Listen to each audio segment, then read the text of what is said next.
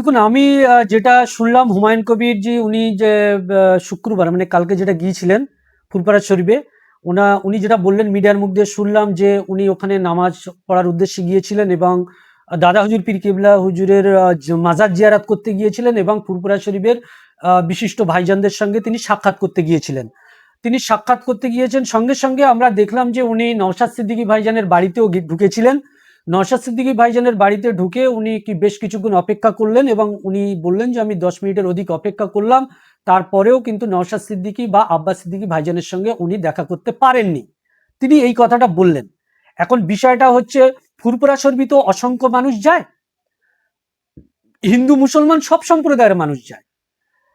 হুমায়ুন কবির তিনি মুসলিম সম্প্রদায়ের বিলং করেন, তিনি সেখানে নামাজ পড়তে গিয়েছেন, ভালো জিনিস, তাতে কোনো অসুবিধা হওয়ার কথা নয়। কিন্তু ওখানে উনি যে গেলেন এবং যে কথাটা উনি মানে ভাইজানদের সঙ্গে সাক্ষাৎ করতে গেলেন এবং মিডিয়াতে যে বিভিন্ন কথা আসলো, সেক্ষেত্রে আমার যেন কোথায় মনে হয়েছে যে উনি পার্টিগত বিষয়ে একটু আলোচনা করতে গিয়েছিলেন নওশাদ সিদ্দিকী ভাইজানদের সঙ্গে বা আব্বাস সিদ্দিকী ভাইজানের সঙ্গে।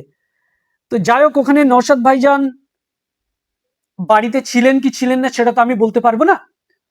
তবে আমার যতটুকু জানা আছে নওশাদ সিদ্দিকী ভাইজান এবং আব্বাস সিদ্দিকী ভাইজান ওনারা শুক্রবারে করে বাড়িতে থাকেন এবং আব্বাস সিদ্দিকী ভাইজানের ওখানে একটা জলসা হয়, মানে উনি অনেক মানুষ থাকেন, উনি ওনার বক্তব্য রাখেন ধর্মীয় বিভিন্ন বিষয় নিয়ে, উনি প্রচার প্রোগ্রাম ওখান থেকে করেন এবং নওশাদ ভাইজান উনি স্থানীয় এলাকায় জুম্মার মসজিদে নামাজও পড়েন এবং বৈকালে উনি মানে 2-3টের পর থেকে সাধারণ মানুষের সঙ্গে কথা বলেন, এটা আমার জানা আছে।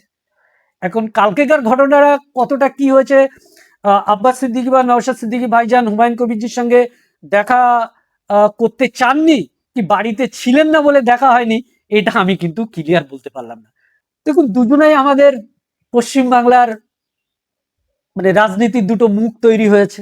এক শ্রেণীর মানুষের কাছে একটা আশার আলো, বিশেষ করে সংখ্যালঘু পিছিয়ে পড়া মানুষদের কাছে একদিকে হুমায়ুন কবির একটা আশার আলো, আবার এক শ্রেণীর মানুষের কাছে নওশাদ সিদ্দিকী জি তিনিও একজন আশার আলো বাংলার মানুষের কাছে।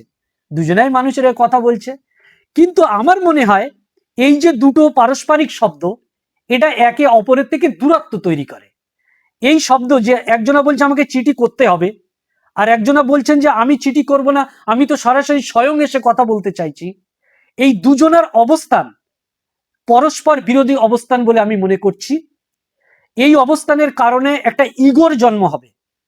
ইগো এমন একটা জিনিস, বাড়ির দেওয়ারকে ভেঙে চুরমার করা যায় কিন্তু ইগোকে কোনোদিন চুরমার করা যায় না। ও এমন একটা দিবার, এই দুটো মানুষের সম্পর্ক এক জায়গায় থেকে দূরত্ব বজায় রাখে।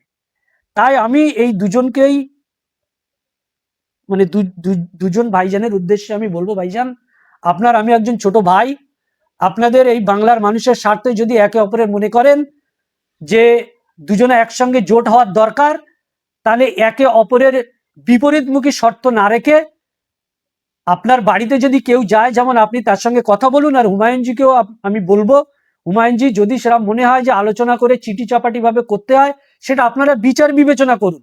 আপনাদের এই উভয়ের মধ্যে যে কথাবার্তা, এটা বাংলার সাধারণ মানুষের কাছে যে মেসেজটা যাবে, এই মেসেজটা কিন্তু এক শ্রেণীর মানুষের মনোবলকে ভেঙে দেবে। যদি মনে হয় যে আপনারা জোট করবেন, খুললাম আসুন, এসে বসুন, বসে জোটের সঙ্গে আলোচনা করুন, কে কোথায় সিট নেবেন না নেবেন, ওপেন ক্লিয়ার করুন। আর যদি মনে করেন যে না আমরা এখানে জোট করব না, তাহলে সেটা আলাদা বিষয়। আমি আপনাদের ভাই হিসেবে কেবলমাত্র এটা একটা প্রস্তাব রাখলাম, আমার কথাটাকে আপনারা খারাপভাবে নেবেন না। বৃহৎ স্বার্থে 2026-এ বাংলায় একটা কঠিন মানে লড়াই হতে চলেছে। এই লড়াইয়ে আমাদের যদি আজকে একটা ভুল সিদ্ধান্ত হয়ে যায়, অসংখ্য কোটি কোটি মানুষের ভবিষ্যৎ কিন্তু সামনের 5 বছর নির্ভর করবে। বিজেপি যদি ক্ষমতায় এসে যায়, তাহলে কিন্তু আমাদের আপনাদের এই যে ঢিল ছোড়াছড়ি কাদা ছোড়াছড়ি, এটা কিন্তু বহুত বড় একটা বাজে জায়গায় গিয়ে পৌঁছে যাবে। তাই যদি মনে করেন একে অপরে জোট করব, সরাসরি আসুন, ওপেন আলোচনা হোক, ওপেন আলোচনা হয় আপনারা আগান। আমাদের মতো ছোট ছোট দলটাও যদি মনে হয় আমাদেরকেও নিয়ে আপনারা করবেন, আমার শিক্ষা সমৃদ্ধি পার্টি নূতন দল আমরাও চাই, সবাই মিলিতভাবে একটা প্ল্যাটফর্ম তৈরি হোক। আপনারা বড় দল, আপনারা সিট নেন, আমাদের যদি মনে করেন সঙ্গে নেবেন নিন, আর যদি মনে হয় না আমাদের নেওয়ার দরকার, আমরা একাই লড়ে নেবো। আমাদের পার্টির স্টার না হলে আমরা একাই লড়ে নেব, কিন্তু আপনাদের দুজনের উপরে একটা বড় অংশের মানুষ কিন্তু তারা আশা ভরসা করে। আপনারা এইভাবে এই সাধারণ মানুষের আশা ভঙ্গ করবেন না, এটা আমার পক্ষ থেকে ব্যক্তিগতভাবে আমি শাহ আলম বয়ে আপনার একজন ছোট ভাই হিসেবে আপনাদের কাছে আমি এই দাবিটা রাখলাম। একটু ঠান্ডা মাথায় বিবেচনা করবেন আমার কথাটা, আপনাদের কি মনে লাগে। দেখুন, আজকেকার দিনে দাঁড়িয়ে পশ্চিমবাংলার যে পরিস্থিতি, এককভাবে তৃণমূল কংগ্রেস ক্ষমতায় আছে, বিজেপি শত চেষ্টা করে তারা সিট সংখ্যা খুব বেশি সেই সন্তোষ জায়গায় আনতে পারেনি। তাদের কাছে মানি পাওয়ার আছে, মাসেল পাওয়ার আছে, ম্যান পাওয়ার আছে, সমস্ত কিছু তাদের থাকার পরেও আজকে কিন্তু বিজেপি এই তৃণমূলকে হারাতে ব্যর্থ হয়েছে।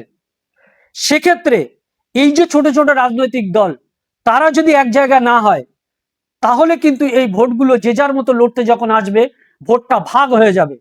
তাহলে মুখে শুধু বললে হবে না যে আমরা তৃণমূলকে গদিচ্যুত করতে চাই আর বিজেপিকে ক্ষমতা আসতে দেব না।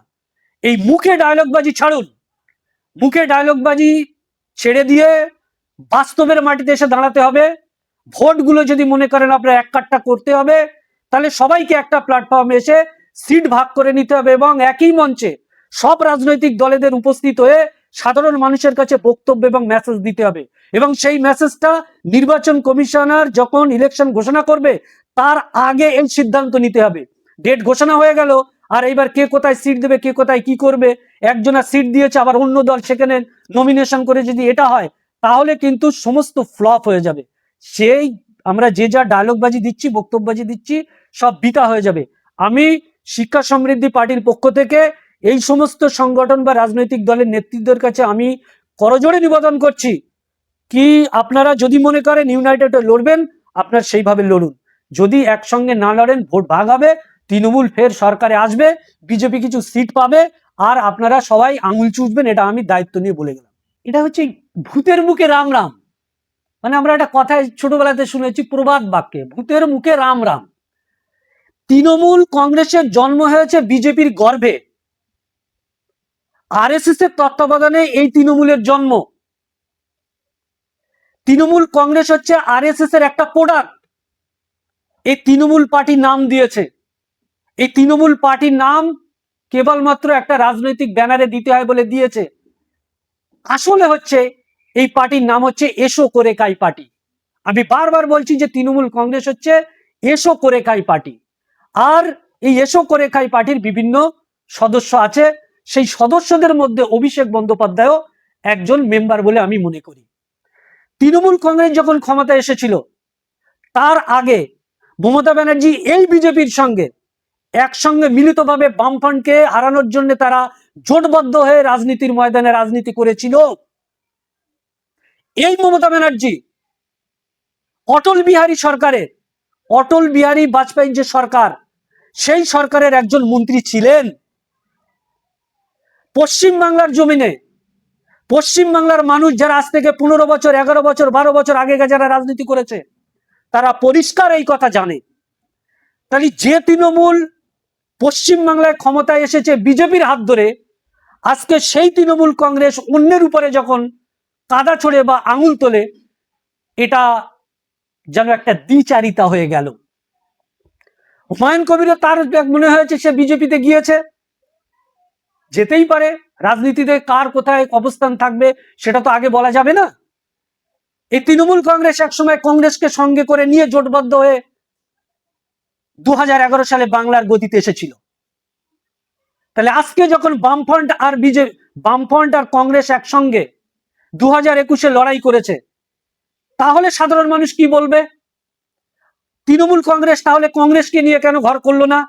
রাজনীতিতে একটা দল ছেড়ে আর একটা দলে যাওয়া, ভোটের সময় এটা একটা রণকৌশল।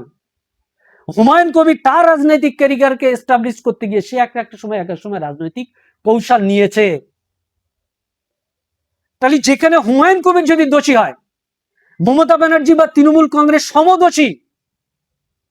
আমি শিক্ষা সমৃদ্ধি পার্টির পক্ষ থেকে আমি আরো একটা দাবি করছি, বাংলার রাজনীতিতে মমতা ব্যানার্জি সর্বসম্প্রদায়ের মানুষের ভোট নিয়ে ক্ষমতায় আছে।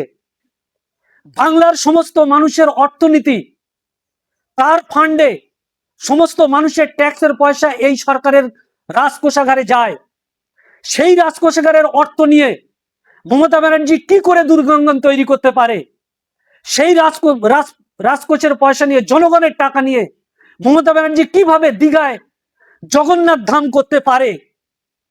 তাহলে মমতা ব্যানার্জি এই যে কাজগুলো করছে, অভিষেক বন্দ্যোপাধ্যায় কি এটা তার নজরে আসে না? তার পিসিকে তিনি কি একবারও বলে না পিসি এই কাজটা ভুল হচ্ছে? যখন হুমায়ুন কবির সাধারণ মানুষের তার নিজের কমের পয়সা নিয়ে সে যদি একটা মসজিদ তৈরি করে, আমার বিচারে সেটা কোনো অপরাধ নয়। যদি মমতা ব্যানার্জি তার সরকারের টাকা দিয়ে সে যদি দুর্গাঙ্গন বানাতে পারে, এক শ্রেণীর মানুষকে খুশি করার জন্য মন্দির তৈরি করতে পারে, হুমায়ুন কবির সে যদি একটা মসজিদ করে, আমার কাছে দুটোর মানে মমতা ব্যানার্জি অপরাধী হতে পারে কিন্তু হুমায়ুন কবির অপরাধী নয়।